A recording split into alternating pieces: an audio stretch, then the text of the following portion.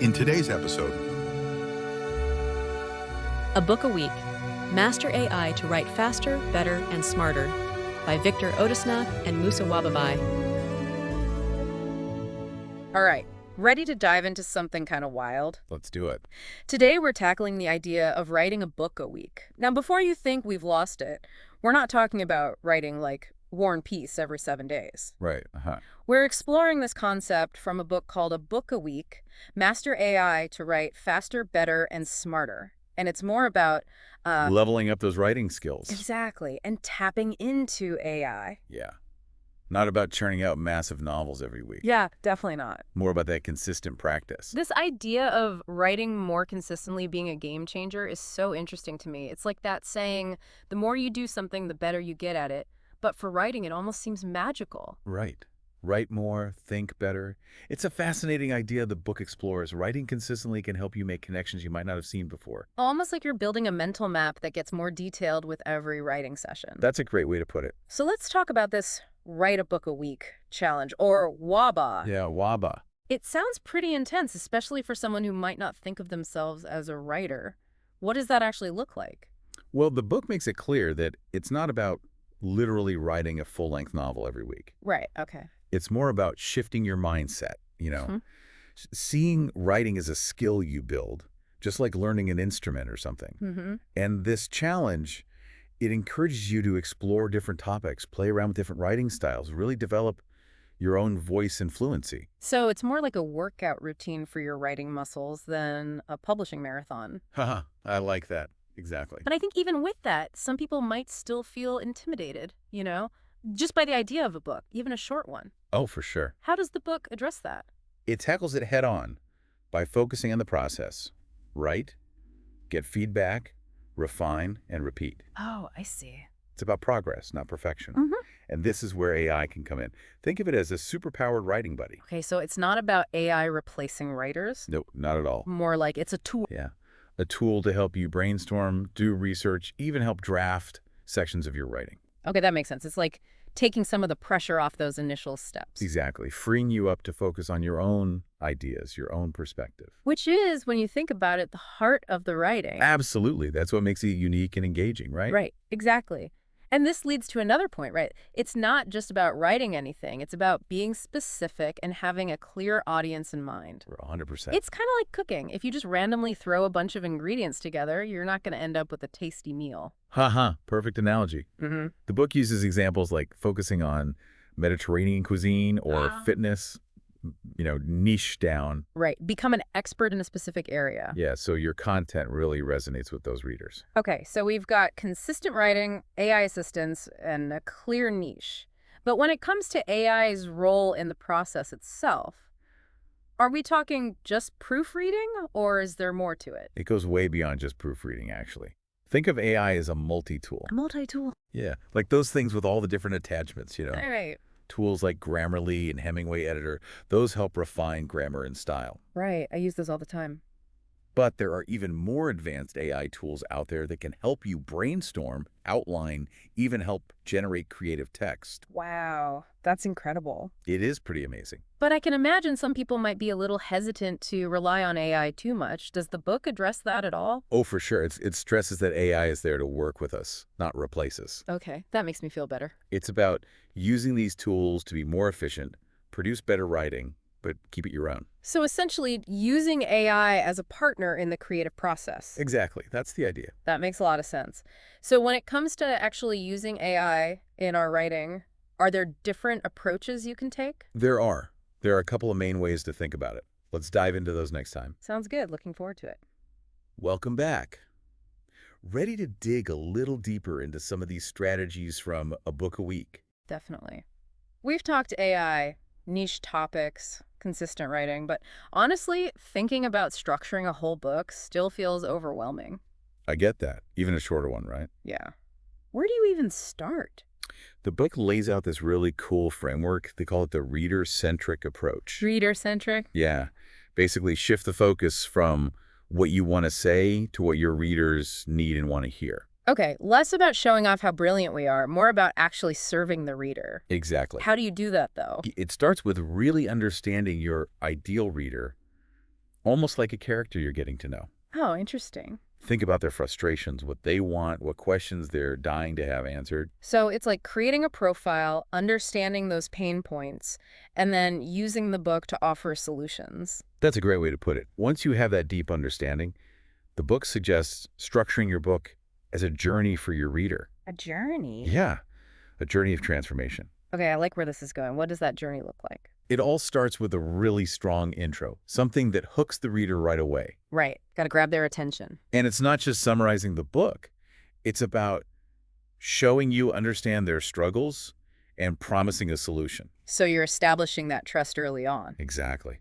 Letting them know they're in the right place. What comes next? Then you got to shake things up a bit. Disrupt the reader, the book calls it. Disrupt. Yeah.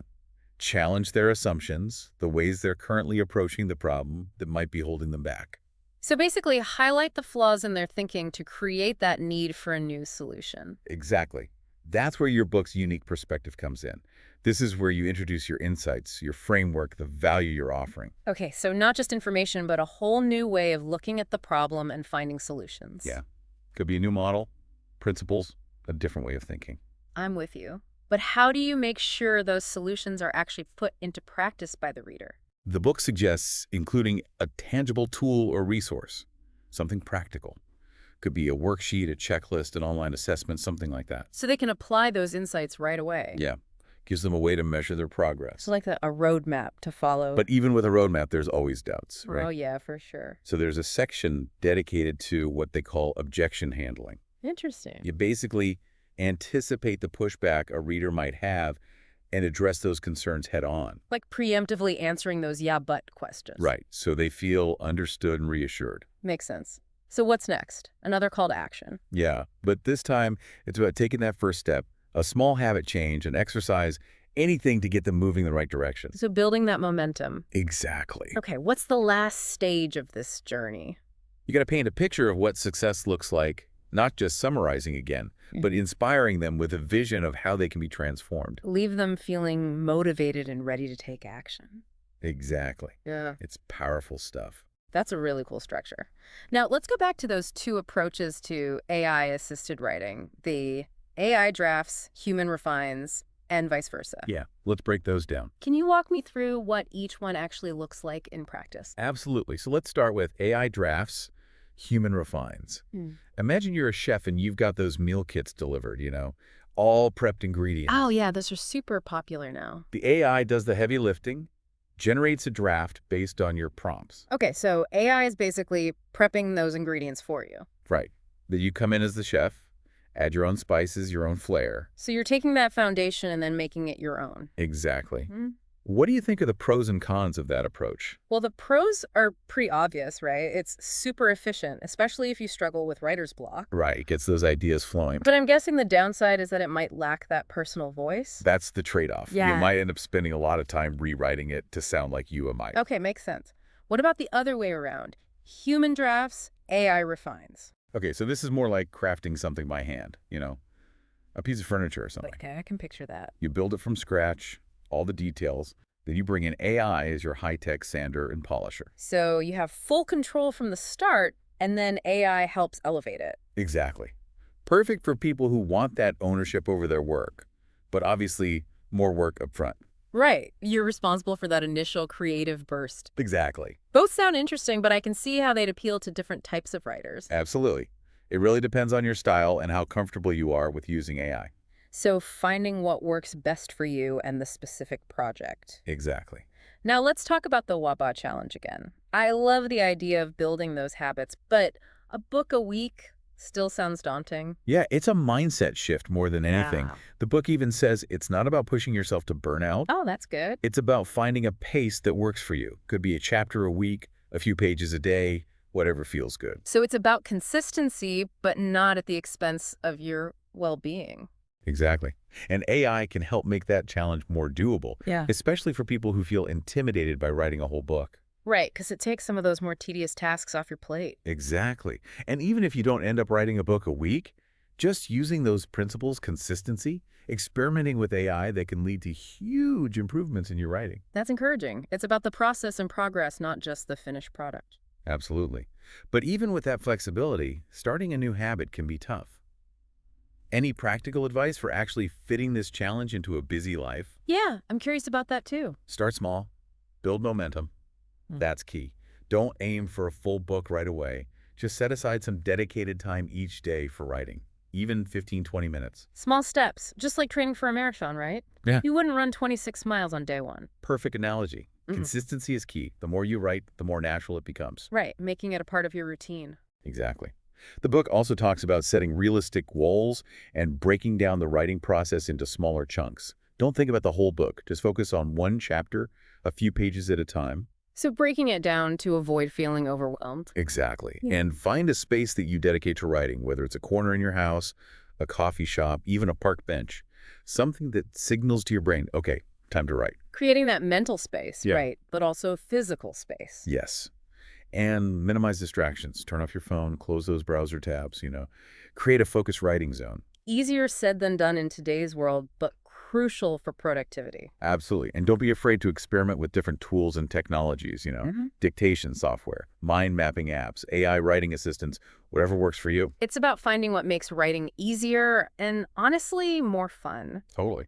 Speaking of AI, I'm curious how it can be used for something as creative as generating titles and descriptions for your book. It's pretty amazing what AI can do now. Imagine giving it some keywords about your themes, your genre, and it spits out a list of catchy titles and descriptions. Wow, that's like brainstorming on steroids. But wouldn't that feel impersonal? I get that concern, but remember, AI is a tool. You're in control. You can use it to spark those initial ideas and then shape them into something that's truly yours. So it's like having a high-tech brainstorming partner helping you see things from a different angle. Exactly. And AI can actually analyze successful titles and descriptions, identify patterns and trends, even give you data-driven insights to help your book stand out. It's like combining inspiration with strategy. Right. But the book reminds us, even with AI, it's okay if it's not perfect right away. It's about experimenting, iterating, right. Exactly. Finding what resonates with your readers. Okay, let's shift gears a bit and talk about outlining. I've always found it a bit stifling, to be honest. I understand that feeling too structured, right? Yeah, but the book argues that outlining, when done right, can actually boost your creativity and make the whole process smoother. It can, for sure. Okay, I'm listening. How can outlining be creative? Think of it as a roadmap, Helps organize your thoughts, identify key points, make sure the narrative flows. So you don't get lost in the weeds. Exactly. And by having that roadmap, your mind is free to focus on the fun stuff. Characters, dialogue, world building. Okay, so take care of the structure up front, then unleash the imagination. Precisely. Yeah. And it doesn't have to be rigid. You can approach it in a way that feels good for you. So how do you suggest going about it? Start with a simple brainstorm ideas, characters, plot points, whatever comes to mind. Okay, just getting it all out there. Then start grouping those ideas, maybe into themes or chapters. Create a loose structure. So it's more about guiding the process, not dictating it. Exactly. Don't be afraid to deviate from your initial plan as you go. That's part of the fun. So finding that balance between structure and spontaneity. Yes. And remember, your outline is a guide, not a rule book. You can always revise it as you go. That's what always intimidated me about outlining, feeling like I had to get it perfect from the start. I totally get that. It's an iterative process. Yeah. Start with a basic framework and flesh it out as you go. Add details, scenes, even whole chapters as you get inspired. So embracing the messiness of the process. Yes. And you know where AI can be really helpful? There are actually AI-powered outlining tools now. Really? Yeah, they can help you brainstorm, organize your thoughts, even generate plot points and character arcs. Wow, so AI can help you get started and make sure the story holds together. Exactly. They can help you catch potential plot holes or inconsistencies, too. It's like having a virtual writing coach. That's a great way to put it.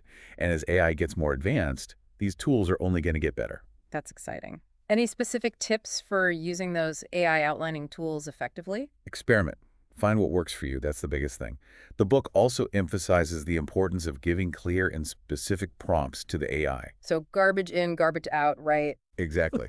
But also remember, AI is just a tool. It's not going to write your story for you. Right. The human element is still key. Absolutely. Yeah. It's the writer who brings the heart, the emotion, the connection to the story. Couldn't agree more.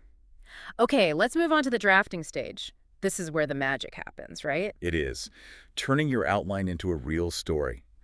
It's an incredible process, but I know it can be a little daunting too. Oh, for sure. Staring at that blank page, trying to get the words to flow. I've been there. The book emphasizes the importance of setting realistic goals and breaking down the drafting process into manageable chunks. So not trying to write a whole chapter in one go. Right. Set a word count for the day or a certain number of pages, something like that. Okay, breaking it down into smaller steps. Yes. And this is really important. Embrace imperfection. Your first draft doesn't have to be perfect. So give yourself permission to write freely, make mistakes. Exactly. Experiment, have fun, trust that you can fix it later. The first draft is all about getting your ideas out there, exploring the story. It's like laying the foundation. That's a great way to put it. Then you go back and polish it later. Exactly. And AI can be incredibly helpful here too. There are AI writing assistants that can give you real-time feedback as you draft. Oh, wow, like a virtual editor. Pretty much. Grammar, sentence structure, clarity, they can help you with all of that. So it's not just about catching errors, it's about actually improving the writing as you go. Exactly. And they can even analyze your writing style, suggest ways to make it more engaging, persuasive, even add humor. I can see why some writers might be hesitant to use AI at this stage, though, worrying it'll make their writing sound too generic. I understand that concern for sure. Yeah. But the book stresses that AI is a tool, not a replacement for your creativity. You decide how and when to use it and always maintain your own voice. So finding that balance again, right? Yes. And remember, even with the best AI, the heart of the story still comes from the writer. That's so true. The human touch is irreplaceable. Absolutely. Yeah. Okay, let's move on to the editing and revising stage, which, let's be honest, can be a bit of a pain sometimes. Oh, tell me about it. It can feel so tedious. I know, but the book makes a good point. Editing is essential. When you approach it the right way, it can be really rewarding. Okay, convince me. How do we make editing less painful? Break it down into smaller steps. Don't try to tackle everything at once. So focus on one thing at a time. Right. Grammar and punctuation first, then sentence structure, then the overall flow and clarity, something like that. Okay, so create a system. Exactly. And take breaks. Come back to your work with fresh eyes. Oh, I need to do that more. I get so bogged down sometimes. It's so easy to do. You need that fresh perspective. What else does the book recommend? Read your work aloud. It helps you catch awkward phrasing or sentences that just don't sound right. That's a good tip. I do that sometimes, and it really helps. And of course, get feedback from others.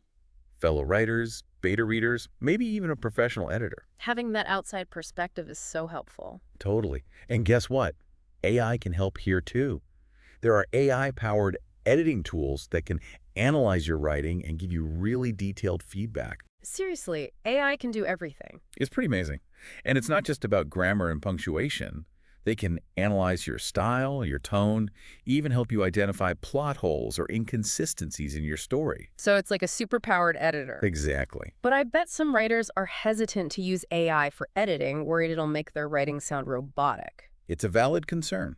But again, it's a tool. You get to decide which suggestions to use, and you always maintain your own voice and style. So using AI as a guide, not a dictator. Exactly. The goal is to polish your work and make it shine, but not to lose your personal touch. Finding that balance is key. It is. And as AI technology gets better, those editing tools are going to get even more sophisticated. It's an exciting time to be a writer. It really is. There are so many tools and resources to support us on this journey. I'm feeling inspired. Welcome back to the final part of our deep dive. We've covered AI, outlining, drafting, editing, pretty much the whole writing process. We have. But there's one big piece missing, actually getting your book out there. Ah, publishing. That feels like the most intimidating part. It can be, for sure. But the book has a really interesting take on it, especially in the context of the Book a Week Challenge. Oh. It really advocates for self-publishing. Self-publishing, I mean, it's become more popular, but why is it relevant to this challenge specifically? A few reasons, actually. First, it puts you in control. You make all the decisions, cover design, pricing, marketing, everything. So creative freedom is a big factor. Absolutely. Yeah. And with the Book a Week Challenge, speed is important too, right? Self-publishing lets you move fast. Right. You're not waiting for a publisher. Exactly. Yeah. You finish the book, you can publish it right away, get it into readers' hands much faster. So you can keep that momentum going, keep creating. Exactly. But for someone who's never self-published before, it can be a bit overwhelming. Oh, yeah. The book actually walks you through it, step-by-step formatting, cover design, choosing the right platform, all of that. So it demystifies the process a bit. That's the goal. Yeah. But it doesn't stop there. It also emphasizes the importance of marketing your book, even if you're self-publishing. Right, you can't just assume people will find it. Exactly. Create a simple marketing plan, social media, email lists, reaching out to book bloggers. Be proactive. Exactly. Self-publishing can be really rewarding, connecting with readers directly, building a following. It's empowering, putting that power back in the hands of the author. Absolutely. And speaking of support, we've talked about community a lot in this deep dive. Yeah, having a writing community has been huge for me. It's so motivating to connect with other writers. The book talks about that too. Finding other writers, online groups, workshops, even just having a writing buddy. It makes a huge difference. Oh, yeah, just having people who understand the struggles, the joys, the whole experience. Right. Writing can feel solitary, but doesn't have to be. You build camaraderie, a shared passion for the craft. It's like having a cheerleading squad for your writing. Uh-huh. Exactly. And the book also talks about finding mentors, more experienced writers who can offer guidance. Mentors are so valuable, especially in a field like writing. I agree. They can offer insights, connections, advice you might not get otherwise. And they can help you stay motivated, especially when things get tough. We all need someone who believes in us, right? Absolutely. And at the end of the day, the book reminds us that writing is a journey, not just a destination. It's about the process, the learning, the growth. Exactly. Anyone can be a writer. It's never too late to start. And the real joy is in the creating. Beautifully said. I think that sums up the spirit of the book, perfectly empowering writers and celebrating the creative process. It does. Well, I think that wraps up our deep dive into A Book a Week, Master AI to Write Faster, Better, and Smarter. It's been quite a journey. It has. We covered so much: AI, self-publishing, communities, so many tools and insights to help writers of all levels. We did. So to all our listeners, remember, write consistently, experiment with AI, connect with other writers, and never stop learning. And most importantly, have fun with it. Your stories matter, and we can't wait to see what you create. You've listened to our latest episode of Right Here, Right Now,